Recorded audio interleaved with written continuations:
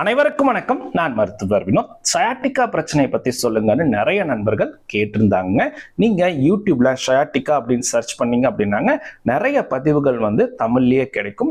ஆனா அதுல பெரும்பாலான பதிவுகள்ல சயாட்டிக்கா அப்படின்னா தொடையில இருந்து கால் வரைக்கும் பரவக்கூடிய வலி, இதற்கு இந்த எக்ஸசைஸ் பண்ணா சரியாயிரும் இல்ல வராம இருக்கும் அப்படின்ற மாதிரி தான் சொல்லியிருப்பாங்களே தவிர எதுலையுமே இதுதான் சயாட்டிக்கா, இதனாலதான் ஏற்படுது அப்படின்ற மாதிரி தெளிவா சொல்லியிருக்க மாட்டாங்க. சயாட்டிக்கா அப்படின்னா என்ன, இது ஏன் ஏற்படுது, சயாட்டிக்காவினுடைய அந்த வலியினுடைய தன்மை பிரத்யேகமாக எப்படி இருக்கும், இதை எப்படி தவிர்ப்பது, அது மட்டும் இல்லாம இதற்கான சிகிச்சை முறைகள் என்னெல்லாம் இருக்கு அப்படின்றத பத்தி விரிவாக இந்த பதிவுல பார்க்கலாம் வாங்க.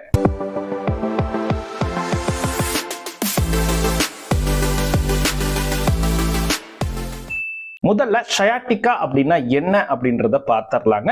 சயாட்டிக் நரம்பு மேல ஒரு இரிட்டேஷன், எரிச்சல் ஏற்படும் போது இந்த சயாட்டிக் நரம்பு எந்தெந்த பகுதிக்கெல்லாம் நரம்பு ஓட்டத்தை எடுத்துட்டு போகுதோ, குறிப்பிட்டு சொல்லணும் அப்படின்னாங்க பட்டக்ஸ் பகுதியில இருந்து தொடைப்பகுதி, கெண்டைக்கால் பகுதி, அது மட்டும் இல்லாம கால் விரல்கள் வரைக்கும் இந்த சயாட்டிக் நரம்புகளினுடைய அந்த பிரான்ச்சஸ் தான் சப்ளை பண்ணுதுங்க. ஸோ இந்த பகுதியில் இருக்கக்கூடிய தசைகள் எல்லாமே இழுத்து பிடிச்ச மாதிரி ஒரு வலி பரவும். அது மட்டும் இல்லாம இந்த பிரச்சனை அதிகமாகும் போது இந்த தசைகள் பலவீனமாகி வீக்னஸ் ஏற்படுங்க. அது மட்டும் இல்லாம இந்த சயாட்டிக் நரம்புகள் மூலியமா சென்சரி பிரான்ச்சஸும் போகும், உணர்ச்சிகளுக்கான அந்த நரம்பு ஓட்டம் போய்கிட்டு இருக்கும். சோ இந்த சருமத்துல என்ன ஆகும் அப்படின்னாங்க மரத்து போகக்கூடிய தன்மை, இல்ல நெருப்புல நம்ம கை காலை வச்சா எப்படி அந்த ஒரு எரிச்சல் இருக்குமோ அந்த மாதிரி ஒரு தன்மை, இல்ல எலக்ட்ரிக் ஷாக் அடிச்ச மாதிரி கூட சென்சேஷன் ஏற்படுங்க. ஏன் ஏற்படுது அப்படின்னாங்க நம்ம உடல்ல மூளைகள்ல இருந்து தகவல்களை இந்த நரம்புகள் எடுத்துட்டு போகுதுங்க. இந்த நரம்புகள் தான் ஒயர் மாதிரி ஆக்ட் ஆகும். நம்ம மூளை அதனுடைய தகவல்களை லேசான மின்சாரம் மாதிரி தான் அனுப்பிக்கிட்டே இருக்கும். சயாட்டிக்கா பிரச்சனை தொடை மற்றும் கெண்டைக்கால் பகுதிக்கு ஏன் பரவுது அப்படின்றத தெரிஞ்சுக்கிறதுக்கு முன்னாடி இந்த சயாட்டிக் நரம்பு எப்படி உருவாகுது அப்படின்றத தெரிஞ்சுக்கலாங்க. நம்மளுடைய கீழ் முதுகு பகுதி லம்பார் வெர்டபிரல் ஏரியால இரண்டு முதுகு தண்டுவட எலும்புகளுக்கு நடுவுல ஒவ்வொரு நரம்பினுடைய வேர் இரண்டு சைடுமே வந்துகிட்டு இருக்குங்க. அத லெவலுக்கு ஏத்த மாதிரி L1, L2, L3, L4, L5 சொல்லுவோம். இதுல L4 மற்றும் L5, அது மட்டும் இல்லாம அதுக்கு கீழே சாக்ரல் நரம்புகளான இந்த S1, S2, S3, இந்த 5 வேர்களும் ஒன்றிணைந்து ஒரு நரம்பை உருவாக்குதுங்க. அதுதான் சயாட்டிக் நரம்பு. நம்ம உடல்லையே ரொம்ப அதிக மொத்தமான நரம்பு அப்படின்னா அது சயாட்டிக் நரம்பு தான். ஏன்னா பல இடுப்பு மூட்டு மாற்று அறுவை சிகிச்சையை போஸ்டீரியர் அப்ரோச்ல செய்யறப்ப இந்த சயாட்டிக் நரம்பை நானே நிறைய முறை ஃபீல் பண்ணியிருக்கேன், பார்க்கவும் செஞ்சிருக்குங்க. ஸோ கிட்டத்தட்ட இவ்வளவு மொத்தம் அந்த சயாட்டிக் நரம்பு இருக்கும். இவ்வளவு தடிமனாக இருக்கக்கூடிய சயாட்டிக் நரம்புல ஏன் பிரச்சனை உருவாகுது? ஃபர்ஸ்ட், பெரும்பாலானவர்களுக்கு இந்த கீழ் முதுகு தண்டுவட பகுதியில் அந்த சயாட்டிக் நரம்பு உருவாவதற்கான அந்த வேர்கள்ல நேரடியா அந்த டிஸ்க் பின்னோக்கி அந்த நரம்புகளை அழுத்தி இருந்தா அதனாலேயும் பிரச்சனை ஏற்படலாம். இல்ல அந்த பகுதியில் ஆஸ்டியோஃபைட் அப்படின்ற அந்த லேசா எலும்பு வளர்ந்து அது இந்த நரம்பினுடைய வேர்கள் மேல அழுத்தத்தை ஏற்படுத்தி இருந்தாலும் கூட சயாட்டிக்கா பிரச்சனை உருவாகலாங்க. இரண்டாவது, நேரடியா இடுப்பு பகுதியில அடி ஏற்படுது, காயம் ஏற்படுது. அப்ப அந்த இடுப்பு பகுதியில் இருக்கக்கூடிய தசைகள்ல ஏதாச்சும் தழும்புகள் ஏற்படுது, இல்ல நேரடியாவே சயாட்டிக் நரம்புக்கு ஏதாச்சும் இன்ஜுரி ஏற்படுது அப்படின்னாங்க, காயம் ஏற்படுது அப்படின்னாங்க, அதனாலேயும் சயாட்டிக்கா பிரச்சனை ஏற்படலாங்க. அடுத்து ரொம்ப ரொம்ப முக்கியமானது, ஒரு சிலருக்கு இந்த பட்டக்ஸ் பகுதியில இன்ஜெக்ஷன் கொடுக்கும் போது அதை சரியா கொடுத்திருக்க மாட்டாங்க.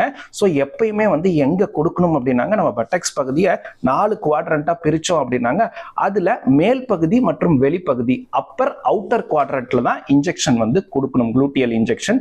ஒரு சிலர் மாத்தி கொஞ்சம் எக்குத்தப்பா கொடுக்கறதுனால நேரடியாவே இந்த சயாட்டிக் நரம்பை சுத்தி இந்த மருந்துகள் போய் அங்க ஒரு கெமிக்கல் நியூரைட்டிஸை ஏற்படுத்தி அது இரிட்டேட் பண்ணாலும் கூட சயாட்டிக்கா போன்ற பிரச்சனை ஏற்படவும் சான்சஸ் இருக்கு.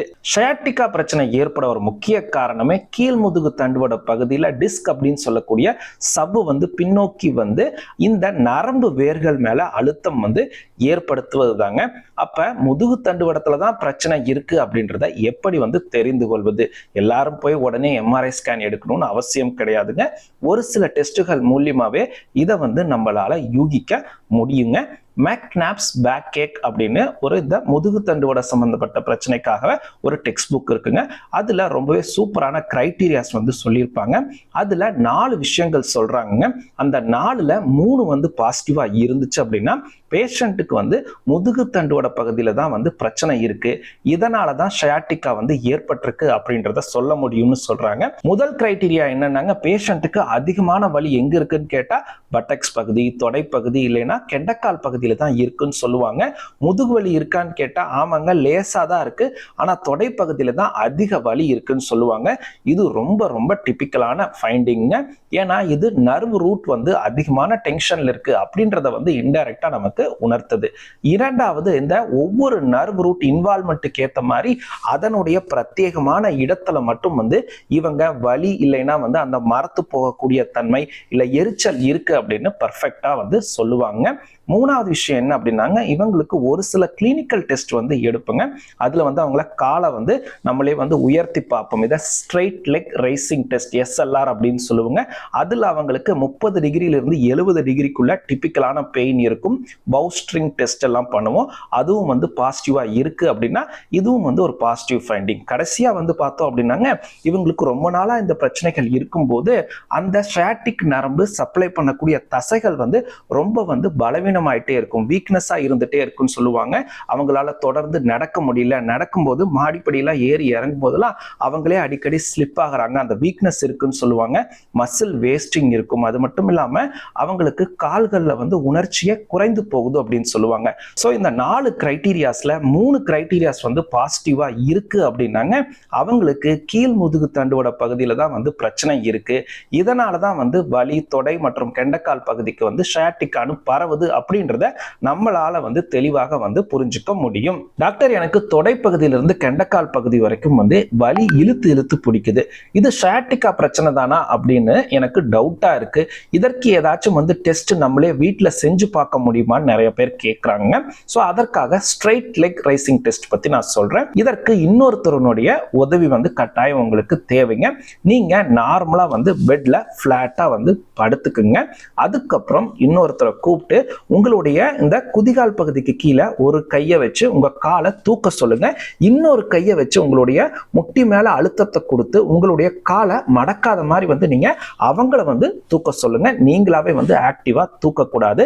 இப்படி காலை உயர்த்தும் போது ஒரு 30 டிகிரியில இருந்து 70 டிகிரிக்குள்ள உங்களுக்கு வலி வந்து இந்த தொடைப்பகுதியில இருந்து கெண்டக்கால் பகுதி வரைக்கும் வந்து மறுபடியும் பரவுது அப்படின்னாங்க, உங்களுக்கு கட்டாயம் வந்து ஷயாட்டிக்கா பிரச்சனை இருக்க நிறைய சான்சஸ் இருக்குங்க.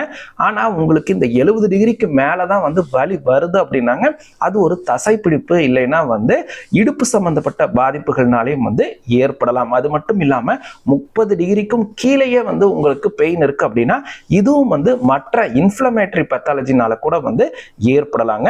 ஏன்னா அந்த 30ல இருந்து 70 டிகிரிக்குள்ளதான் இந்த நர்வுல வந்து அதிகமான ஸ்ட்ரெச்சிங் இழுவை ஏற்பட்டு அது அந்த ஷயாட்டிக் நரம்பு மேல அதிகமான அழுத்தத்தை ஏற்படுத்துதுங்க. ஸோ நம்ம வந்து பெயினை வந்து ரீப்ரொடியூஸ் பண்றோம். ஸோ இதை வந்து இந்த டெஸ்ட் மூலியமா நம்மளால கன்ஃபார்ம் பண்ண முடியுங்க. தொடை பகுதியிலிருந்து கெண்டக்கால் பகுதி வரைக்கும் வலி பரவுனா உடனே போய் MRI எடுக்கணுமா, இல்ல இதை எப்படி அப்ரோச் பண்றது? என்கிட்ட இந்த மாதிரி ஒரு பேஷண்ட் வராங்க அப்படின்னாங்க, ஃபர்ஸ்ட் நான் உங்களுக்கு அட்வைஸ் பண்றது ரெஸ்ட், அதுக்கப்புறம் மசில் ரிலாக்ஸன்ட், அது மட்டும் இல்லாம இந்த ஸ்ட்ரெச்சிங் எக்ஸசைசஸ் கட்டாயமா வந்து பிசியோ ரெஃபரன்ஸ் கொடுப்பேங்க. இது பண்ணாலே பெரும்பாலானவர்களுக்கு வந்து நல்ல பெயின் ரிலீஃப் இருக்குங்க. அதுக்கப்புறம் வந்து ஒரு வாரம் கழிச்சு மறுபடியும் ரிவ்யூ பண்ண சொல்லுவேன். அந்த ஒரு வாரத்துல ஒரு 30ல இருந்து 50% வந்து அவங்களுக்கு பெயின் ரிலீஃப் இருந்தா கூட எனக்கு வந்து சாட்டிஸ்ஃபைடு தான். MRI எல்லாம் வேண்டியது இல்லைங்க. உங்களுடைய ஆக்டிவிட்டிஸ்னால தான் இப்படி வருது, ஸோ அதை வந்து நீங்க தவிர்த்தீங்கனாலே போதுமானது அப்படின்ற மாதிரி ஒரு கவுன்சிலிங் மட்டும் கொடுக்குற மாதிரி இருக்கும். இல்ல அவங்களுக்கு சுத்தமா ஒரு 10-20% கூட வந்து பெயின் ரிலீஃபே இல்லை அப்படின்னா கட்டாயமா வந்து MRI எடுத்து பார்க்கணும் அப்படின்னு சொல்லுவாங்க. அதுல டிஸ்க் பல்ஜ் இருந்தாலே உடனே சர்ஜரி பண்ணணுமான்னு கேட்டீங்கன்னா கட்டாயமா வந்து கிடையாதுங்க. ஏன்னா டிஸ்க் பல்ஜ் எனக்கும் கூட தான் இருக்கும். எனக்கு இப்ப பேக் பெயின் இல்லை, ஆனா ஒரு பேக் பெயின் இல்லாதவங்களுக்கும் கூட நம்ம MRI எடுத்து பார்த்தா டிஸ்க் பல்ஜ் லேசா இருக்கத்தான் செய்யும். அது எல்லாமே வந்து ஷயாட்டிக்கா ஏற்படுத்துது அப்படின்னு கிடையாதுங்க. அதுல நர்வ் ரூட் மேல எவ்வளவு கம்ப்ரெஷன் இருக்கு. அந்த கம்ப்ரெஷன் ரொம்ப அதிகமா வந்து அந்த நரம்பை அழுத்திட்டு இருந்தா மட்டும்தான் அறுவை சிகிச்சை தேவையே தவிர உடனே வந்து டிஸ்க் பல்ஜ் இருந்தாலே போய் சர்ஜரி பண்ணணும் அப்படின்னு கட்டாயம் வந்து கிடையாதுங்க. கீழ் முதுகு தண்டுவட பகுதியில் பிரச்சனை இருக்கு, இதனாலதான் ஷயாட்டிகா ஏற்பட்டிருக்கு. ஸோ டிராக்ஷன் போட்டாலே இதை சரி பண்ணிடலாம்னு சொல்றாங்க. இது எந்த அளவுக்கு உண்மைன்னு நிறைய பேர் கேட்கறாங்க. ஃபர்ஸ்ட் டிராக்ஷன் ஒரு சிலருக்கு ஹெல்ப் பண்ணும், ஒரு சிலருக்கு வந்து ஹெல்ப் பண்ணாதுங்க. இதனுடைய கான்செப்ட் என்ன அப்படின்னாங்க, நம்ம முதுகு தண்டுவட பகுதியில் வந்து ஒரு இழுவைய கண்டினியூஸான ஒரு ஸ்ட்ரெச்சிங் ஃபோர்ஸ் கொடுக்கறப்ப அந்த இரண்டு முதுகு தண்டுவட எலும்பும் வந்து விலகி அதுக்கு நடுவில் இருக்கக்கூடிய டிஸ்க்ல ஒரு நெகட்டிவ் பிரஷரை உண்டாக்குது. இதனால அந்த டிஸ்க் பல்ஜ் டப்புன்னு உள்ள போயிருது அப்படின்ற மாதிரி தான் வந்து நம்பிட்டு இருந்தோங்க. ஆனா நிறைய ரிசர்ச்ல வந்து இதற்கான அந்த சிக்னிஃபிகண்டான சயின்டிபிக் எவிடன்ஸ் வந்து கிடையாதுங்க.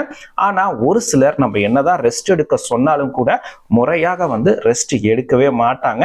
ஏன்னா அவங்க லீவ் போட்டு மறுபடியும் வீட்டில் உட்காந்துட்டு ரொம்ப வந்து குமிஞ்சு அப்படியே படம் பார்த்துட்டு இருப்பாங்க, லேப்டாப்ல வந்து ஒர்க் ஃப்ரம் ஹோம் பண்ணிட்டு இருப்பாங்க. இதனாலேயே வந்து அவங்களுக்கு அந்த வலி அதிகமாக இருந்துட்டே இருக்கும். ஸோ அப்படிப்பட்டவங்களுக்கு டிராக்ஷன் கொடுக்கறதுனால அட்லீஸ்ட் வந்து ஒரு பிளசிபோ எஃபெக்டுக்காக அவங்க கம்ப்ளீட் ரெஸ்டாவது எடுப்பாங்க. ஸோ அவங்களுக்கு வந்து இந்த டிராக்ஷன் வந்து கட்டாயம் வந்து ஹெல்ப் பண்ணும். ஷயாட்டிகா பிரச்சனை இருப்பவங்கள யாருக்கு வந்து கட்டாயம் அறுவை சிகிச்சை பெஸ்ட் ஆப்ஷனா இருக்கும்? ஃபர்ஸ்ட் டிஸ்க் ஹெர்னியேஷன், அந்த சவ்வு வந்து பின்னோக்கி வந்தது ரொம்ப பெரிய அளவுல வந்து இருக்கு, இதனால அது வந்து நரம்புகள் மேல அதிக அழுத்தத்தை ஏற்படுத்துது அப்படின்னாங்க பெட்டர் சர்ஜிக்கல் அப்ரோச் தான் கரெக்டான ஆப்ஷனா இருக்கும். இரண்டாவது, இவங்களுக்கு அந்த நரம்புகள் மேல அதிகமான அழுத்தத்தினால காடா ஈக்வினாஸ் சிண்ட்ரோம் அப்படின்ற ஒரு எமர்ஜென்சி சிச்சுவேஷன் ஏற்படுது. இவங்களால யூரின் மற்றும் இந்த மோஷன் வந்து அவங்களுடைய கண்ட்ரோல்ல போக முடியல, பவல் மற்றும் பிளாடர் கண்ட்ரோலே இல்லாம இருக்கு அப்படின்னா கட்டாயம் வந்து சர்ஜிக்கல் மேனேஜ்மெண்ட் தான் கரெக்டாக இருக்குங்க. மூன்றாவது, இவங்களுக்கு அந்த மசில் வீக்னஸ் ரொம்ப அதிகரிச்சுட்டே இருக்கு. முன்னையெல்லாம் வந்து அவங்களால தன்னிச்சையா நடந்து போயிட்டு வர முடியும், இப்ப அவங்களால மாடிப்படி ஏறி இறங்கும் போது ரொம்ப தள்ளாடுற மாதிரியே நடந்துட்டே இருக்காங்க. தசைகள் வந்து ரொம்ப தளர்ந்து போய் இருக்கு அப்படின்னா பெட்டர் சர்ஜிக்கல் மேனேஜ்மெண்ட் போறது கரெக்டாக இருக்குங்க.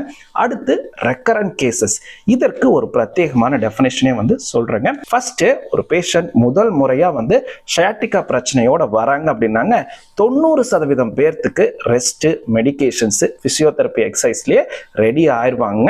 மீதி இருக்கக்கூடிய 10% பேஷண்ட்டுக்கு தான் வந்து அட்மிஷன் தேவைப்படும், கம்ப்ளீட் ரெஸ்ட் தேவைப்படும், அதிக நாட்கள் மருந்துகள் தேவைப்படும்.